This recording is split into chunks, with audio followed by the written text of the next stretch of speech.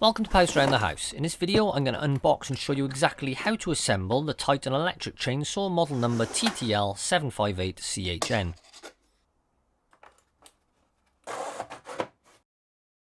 Now this model is not to be confused with the older Titan electric chainsaw. I've actually done a full review, assembly and demonstration of the older chainsaw in another video. To watch that video you can click on the link that pops up on the screen now. So in the box we get the chain bar, the chain bar protective cover, the instructions and this tool to assemble and tighten the chain. And here we have the electric cord with plug, the power trigger, the chain brake, the handle, the motor and the chain oil filler cap. So the first thing to do is to undo this nut, rotating anti-clockwise using the tool provided. Once slackened off you can use your fingers to fully remove the nut. Then remove the plastic cover.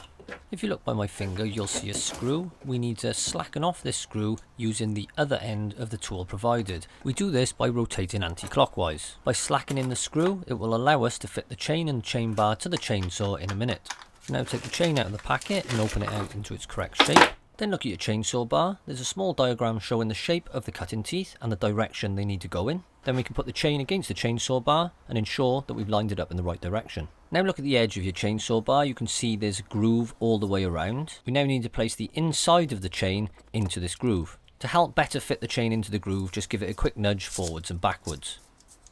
Now fit the chainsaw bar over the threaded bar where we removed the nut earlier and see if we've got enough slack to attach the chain. As you can see, I haven't. So using the tool, go back to the screw and let's release it further by turning anti-clockwise. Once out far enough, you can just use your hands to unwind it further. Now your screw should be nice and loose like this. So now we can try again, placing the chain bar over the threaded bar where we released the nut earlier. Then we need to try to manipulate the chain over the gear on the chainsaw. This can be a little tricky, but with a bit of persuasion it will push into place. If you look at the chainsaw, there's a metal pin attached to the adjustable screw. We need to get the bottom hole of the chainsaw bar over this metal pin. So if all fitted correctly, it should look something like this, with the chain around the gear and the metal pin through the hole in the chain bar. Now take the plastic cover. If you look, there's a bit of plastic that sticks out and this slots into a groove on the main chainsaw. We need to place this inside the groove, push it over the thread, and we can now tighten up the nut. And by tightening up this plastic cover, you can see the bar is moving and aligning itself nicely into place. This just ensures that it's in the perfect position for when I tighten up the chain in a minute. Now I'm happy with the position in the chain bar, I can slacken off the nut, and now I can begin to tighten up the screw that tightens the chain. After every few turns of the screw, you just want to check the tension of the chain by pulling on it like this. And taking a quick look at the instructions, you can see you need to aim for 2 to 4 millimeters of play in the chain. Then I tighten the screw, and check, and tighten, and check until I'm happy, and then using a pair of gloves I rotate the chain to check that it still moves freely. When I'm happy with the tension of the chain, I can finally do up the nut on the plastic case.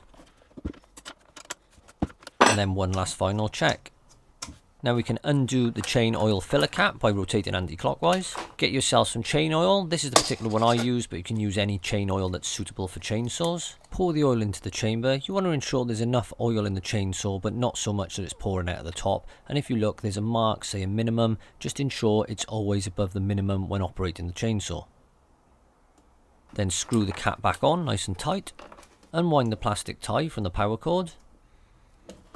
And finally place your plastic cover over the chainsaw bar and chain, and you're good to go. Plug your chainsaw into the power supply, release the chain brake, and we can get sawing. And don't forget, I will be doing a full review and demonstration of this chainsaw in another video, and I'll put a link to that video in the description section below. If you found this video useful, then please give it a like and feel free to share. If you want to know what I get up to when I'm not doing DIY, you can head over to my other channel, POUSE Out of the House. Watch, like, share, subscribe, and finally, if you haven't done so already, please subscribe to this channel and press that bell icon for regular notifications.